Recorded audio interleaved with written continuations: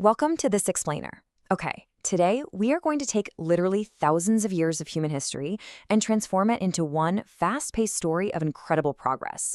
We're going to look at how humanity went from, well, basic survival in the wild, all the way to creating the incredibly rich, complex societies that actually laid the foundations for our modern world.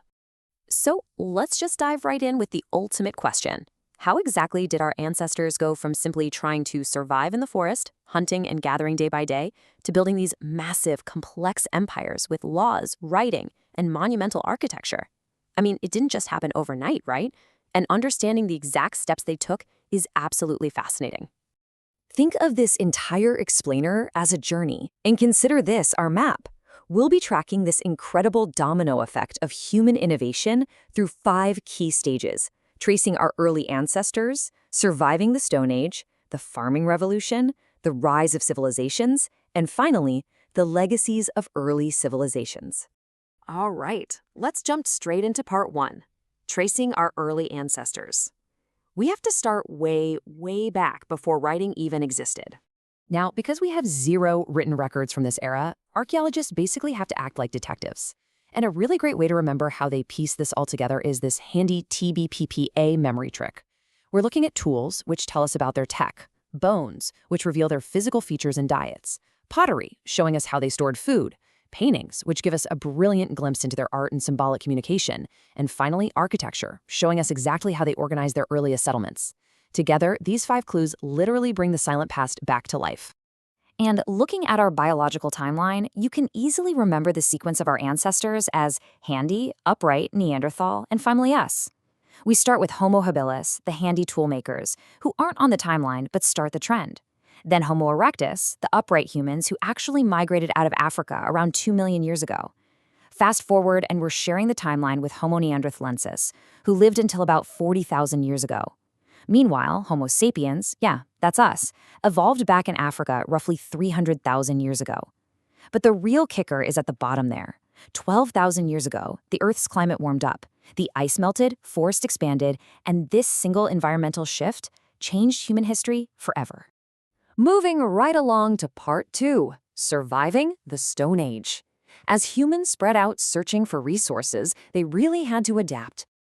To track human progress through this era, just remember the PMN progression. It starts with the Paleolithic period. Think primitive hunting and gathering with large, chunky stone hand axes. Then, as that climate warmed up, during the Mesolithic period, humans adopted with many tools. We call these microliths, and they started fishing and hunting smaller, faster game. And finally, we hit the Neolithic period. The end here stands for a completely new farming lifestyle, complete with polished stone tools and the very first permanent villages. Which perfectly sets up part 3, the farming revolution. This is, without a doubt, one of the most important turning points in all of human history. You have to realize just how massive of a shift in human behavior this was. For hundreds of thousands of years, humans were basically just procuring food. Nature produced it, and we constantly moved around to find it. But look at the Neolithic farmer. We've flipped the script. Humans actually took control. By domesticating plants like wheat and animals like sheep, humans began to actively produce their own food. And because they were producing it, they didn't have to constantly move anymore. They could finally just settle down. A fantastic, concrete example of this new settled life is the ancient site of Mehrgarh, located along the Bolan River in present-day Pakistan around 7000 BCE. These early farmers entirely transformed their landscape. They cultivated wheat and barley, they raised sheep and cattle, and because they were staying put, they built solid mud brick houses. They even produced so much food they had to build granaries just to store the surplus. And eventually, they even started working with copper, which was a huge hint at the technological leaps just around the corner. So how does this scale up? Let's get into part 4, the rise of civilizations.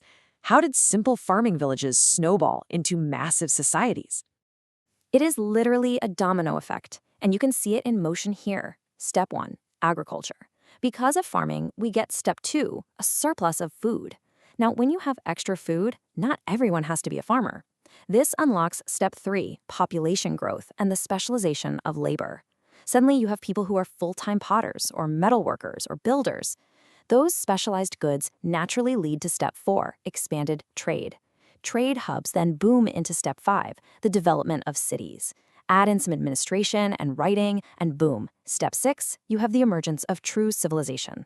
One tiny seed of agriculture cascades into the whole shebang. Now, this rapid growth wasn't just powered by food. It was heavily driven by some serious metallurgical upgrades. I mean, your tools dictate what your society can actually build. We went from simple stone to the Chalcolithic age, mixing copper and stone. Then a massive breakthrough, combining copper and tin to create bronze. This gave us much stronger tools and weapons, which completely changed trade and warfare. And finally, the discovery of iron brought even greater durability, pushing human tech forward at a totally unprecedented rate. But here's the thing, these early cities didn't just pop up randomly. It was all about location, location, location. All 4 major early civilizations independently anchored themselves to fertile river valleys. We're talking the Sindhu and Sarasvati, the Tigris and Euphrates, the mighty Nile, and the Wanghe and Yangtze. Why rivers? Well, they provided a constant water supply, incredibly fertile soil for that all-important agricultural surplus, a steady source of fish, and basically a natural highway for transporting goods and expanding trade. And that brings us to our final stop, Part 5, Legacies of Early Civilizations. What did these river empires actually leave behind for us? Let's start over in Mesopotamia, the land in between the rivers. The Sumerians who lived there were absolute powerhouse innovators. I mean, they built these massive stepped temples called ziggurats, engineered complex irrigation canals, and created cuneiform, one of the earliest writing systems ever. But they didn't stop there. They invented the wheeled cart and the sailboat. And get this, they developed a math system based entirely on the number 60. That is the exact reason why thousands of years later, you and I still have 60 seconds in a minute and 360 degrees in a circle. Mind-blowing, right? Now, writing was a monumental leap, but not all ancient text has given up its secrets. Here's a really cool comparison. On the right, the Sumerian wedge-shaped cuneiform pressed into clay tablets. Yeah, modern scholars have deciphered that. We can literally read their stories, their trade receipts, and their laws. But on the left, the contemporary Harappan script from the Sindhu-Sarasvati civilization, which we find on these beautiful seals and pottery, is still an unsolved mystery. It's wild to think we still don't know exactly what they were saying to each other. A crucial turning point in Mesopotamia was when the Babylonian ruler Hammurabi decided to take writing to the next level. Around 1900 BCE, he created the Code of Hammurabi. This was a massive shift, because he basically transformed memory and oral custom into recorded, codified law. By physically carving the rules for civil and social conduct in stone, he created one of the earliest standardized administrative systems. He ensured that the law actually outlived the ruler. Meanwhile, over in Egypt, society was deeply structured. Honestly, much like their famous pyramids. At the very top, you had the pharaoh, holding supreme divine power. Directly below them were the government officials, nobles, and priests running the daily affairs. The third tier was your free landholders, artisans, and merchants driving the actual economy. And at the bottom, doing the incredibly heavy manual labor, were the serfs and slaves. It was a very rigid system where absolutely everyone had a defined role. And of course, the Nile River completely dictated Egyptian life. Its annual flood deposited this dark, incredibly rich soil they called Kemet. Spiritually, they were obsessed with preserving a person's ka, or spiritual double, which led to their highly advanced mummification techniques. They wrote down medical cures and stories on early paper made from papyrus, but for centuries we couldn't read a single word of it. That is, until the Rosetta Stone was found. Because it had the same text in both Egyptian and Greek, it was basically the ultimate cheat code. It allowed the scholar Jean-François Champollion to finally unlock the secrets of Egyptian hieroglyphs in 1822. Finally, looking over at China, we see some incredibly unique developments evolving through a succession of powerful dynasties: the Shang, Zhao, Qin, and Han. Their early record-keeping was next level. They would literally heat oracle bones and read the resulting cracks just to predict the future. They also developed a logographic script, meaning characters represent entire words, not just sounds. Their craftsmen mastered intricate bronze vessels and jade objects.